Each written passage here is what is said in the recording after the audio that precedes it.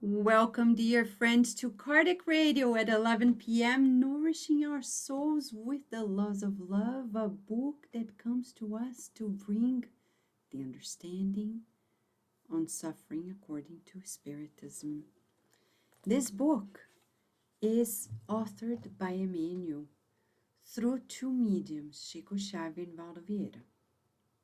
This book is a book that talks about the laws of God, which are laws of love. For the longest time, we have believed that justice exists and there is no compassion. The true justice comes with love and charity. So Emmanuel explains to us in 8 chapters situations in our daily lives in which you and I are invited to inner empowerment. Today we're studying the last 4 questions in chapter 2, which is about family ties, relatives. And the main question is, as it was posed to Emmanuel, is every blood tie, does it contain a reason for being? Because there are people who believe that they were born by chance, that they have children by mistake, that they got married, just because, or they are cousins and brothers and sisters just because. Does that exist? There are people who say, oh, I didn't plan my pregnancy, so I don't know if it was meant to be. I don't know why I got pregnant now. Okay, you may not know it, but Emmanuel's going to say, no blood tie happens without a reason. No family relationship happens without a reason, because chance does not exist in the works of creation. Chance doesn't exist. If we go to the Spirit's book by Kardec, in the very first chapter, it talks about chance. It doesn't exist. Everything in the universe is orderly. It has a reason for being. And our relationships in the family do as well. That's why it's so important to remind our children when they say, I don't know why I live in this family. I don't get along with anybody. I don't know why this is happening the way it is. We can say, before you reincarnated, it's very likely that you asked to be here. You asked for this opportunity, and you knew who your parents would be. And God blessed it. And the good spirits had a very thorough reincarnatory plan for you. When we go to the book Nosso Lar, or The Messengers, or Missionaries of the Light, by André Luiz through Chico Xavier, in all those books, we see how refined the planning is. And if we have any doubt, let's transport ourselves to the book Memoirs of a Suicide, by Yvonne Pereira, the medium. The spirit is Camilo, and Leon Denis writes as well. And in that book, we're going to see how the department of reincarnation is an intensive department to plan our reincarnation.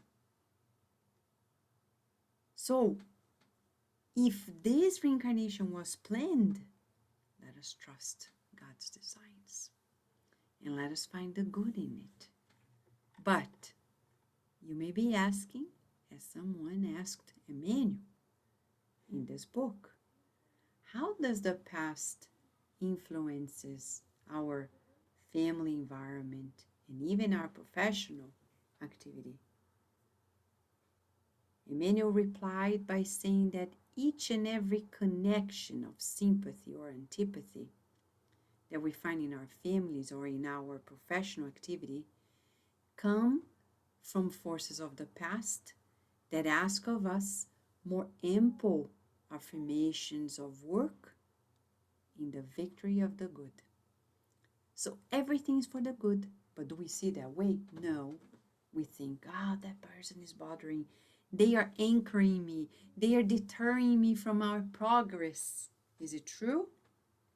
No. Chico Xavier always sought the good. In the book On in Life, Emmanuel reminds us that the only way to progress is to seek the good. Be positive, be optimistic. Dr. Martin Seligman at the university, Penn State University, has identified that being positive is the secret. So what are we waiting for? We need to teach our children that. When they say, oh, my school, oh, my family, oh, my friends, we say, God put you in the place where you need to blossom. Be patient, be kind, be understanding, be determined and courageous and firm and resilient and endure it. We can't escape. We can no longer escape because in the transition of our planet, we can no longer escape. We can no longer escape. We've been escaping, as we say in psychology, the mechanism of defense. We escape from the encounters of our difficulties because we don't want to face them. But now we need to face them with a positive attitude, knowing that we are never alone. If I have a difficulty with someone, I say, I don't know how, but God knows how. I trust in God and we'll find a way. So then somebody asked Emmanuel in the book Laws of Love, if that is all that happens, what do we need to do before difficult relatives? Before relatives, said Emmanuel, and companions of our journey, let us dedicate ourselves to the happiness of everyone and do our best to the benefit of everyone. Always positive, so empowering.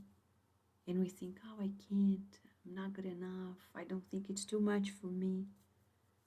Go to the book Paul and Stephen. Joshedeb, the father of Stephen and Abigail, or Jeziel, said that he couldn't take the injustices of the Roman Empire anymore. His son and his daughter said, Father, in the scriptures, it's saying that we need to withstand it. There is a reason why we're going through this. God is allowing us to go through this for a reason. He didn't listen. He wanted to claim and proclaim the injustice that he was subjected to. In the end, it's terrible. He was murdered. Was he wrong in his plea? No. But life was reminding him that we don't make justice with our hands. You know, when you are at work or in your family and there is injustice, you know it. We all know it. And you say, I'm going to make it right. I'm going to tell everybody. Don't. Mentor Joseph the other day said to me, when I experienced a difficulty somewhere, Vanessa, do you think Jesus would write a message telling this, that, and the other that person is doing something wrong? I replied, no. So if he's your guiding model, why are you going to do it? Just let it go. You're not going to fix the person. You're not going to fix the situation in that way. Then I asked him, what do I do? What do I do? right? And now we have Emmanuel's answer, which goes hand in hand with Mentor Joseph, because of course, they belong to the same team, the team of the good. What do we do if we are in the presence of someone that makes our life so difficult? And here is the healing for our difficulties in the family, at work, anywhere. If the presence of someone is difficult to your heart, annul the negative impulses that come up in your soul and convert your relationships with your relation with this person into a harvest of constant peace and light. So Emmanuel is inviting us to a beautiful exercise of healing. What is the exercise? Twofold. First, stop the chain of reactivity, annulling the negative impulses. What does that mean? Don't be defensive. Don't try to make justice. Don't dwell. Don't engage in mental battles. Because sometimes we don't say anything, but we go home and talk to our family, our spouse, like, did you see what that person did? Did you see da-da-da? And then we're battling mentally, vibratorily. But I pray, Vanessa. Well, but then we're using our words negatively. But that person did this to me. Take it easy. Let's not react. In another book, Emmanuel talks about the fact that Jesus came to exemplify what it is to be a real human, not an angel. Why? Aren't we human? Not yet. Because real humanity means everything that Jesus did. Reason above emotionality. Not that we annul it, no, but we work with it. We need to reason things. And that's the first step to avoid reactivity. Breathe.